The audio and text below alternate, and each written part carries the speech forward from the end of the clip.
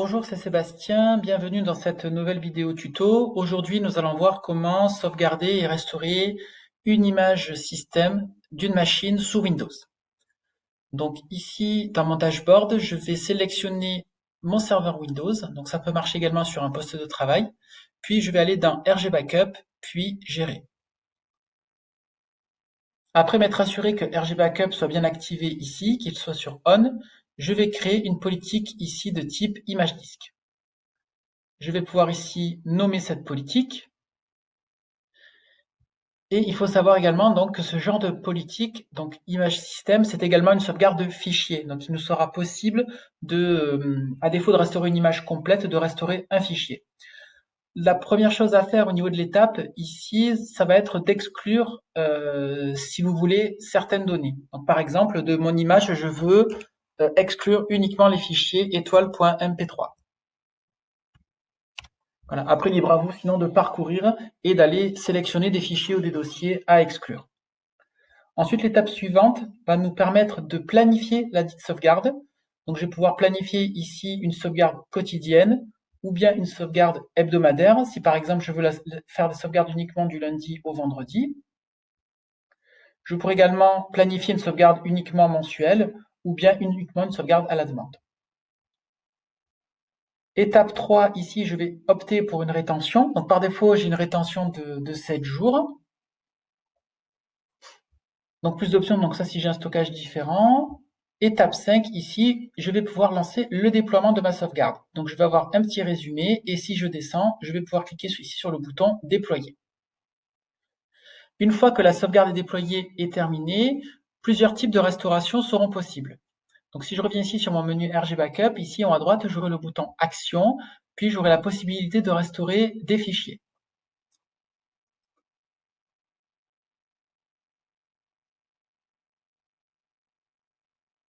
Donc, tout comme une restauration de fichiers classique, ici, je vais pouvoir sélectionner mon point de sauvegarde, puis je vais pouvoir sélectionner les fichiers qui y sont rattachés. Choisir si je veux restaurer à l'emplacement d'origine, un emplacement différent ou vers une machine différente. Voilà, donc tous ces paramètres, je vous invite à regarder notre tuto qui parle de la sauvegarde et restauration de fichiers.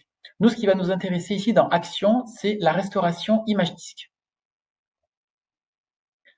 Donc la restauration d'image disque va se découper en plusieurs étapes. La première va être de télécharger l'ISO de restauration. Donc, si vous ne connaissez pas la version de l'Avamar installée, vous prenez la version ici la plus récente et la disposition de votre clavier. Donc, du coup, en AZERTY, et vous cliquez ici sur le bouton télécharger. Là, l'image ISO va se télécharger. Puis, si jamais vous restaurez sur une machine virtuelle, il vous suffira simplement d'attacher cette ISO à une machine virtuelle et de démarrer cette machine virtuelle. Si jamais vous devez restaurer sur une machine physique, il vous faudra créer une clé USB bootable. Donc pour ça aussi, je vous invite à aller voir notre autre tuto qui permet de vous expliquer comment créer cette clé USB bootable.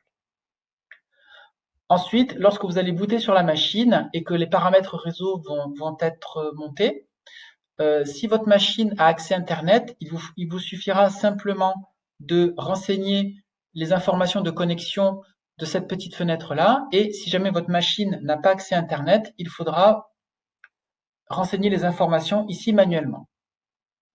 Donc dans notre exemple ici, j'ai préparé une machine virtuelle à restaurer qui a accès Internet.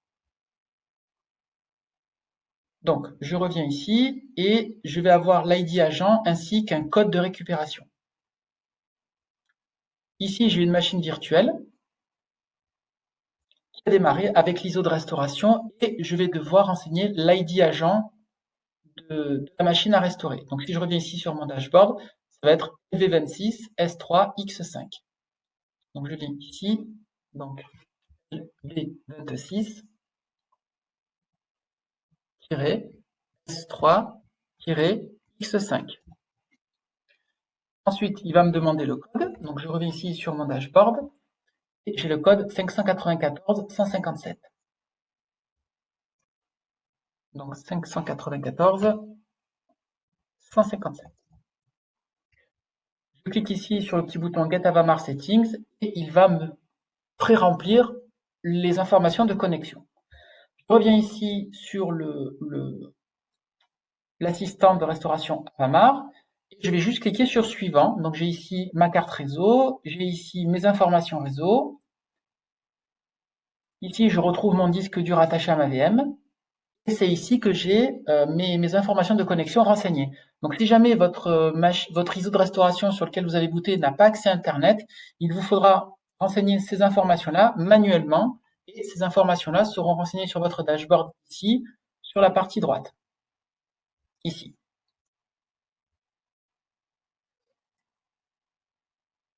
Je clique sur suivant. Et donc mon assistant va se connecter à mon environnement Avamar, qu'il soit local ou distant, et va ensuite me montrer la liste des points de restauration d'images disponibles.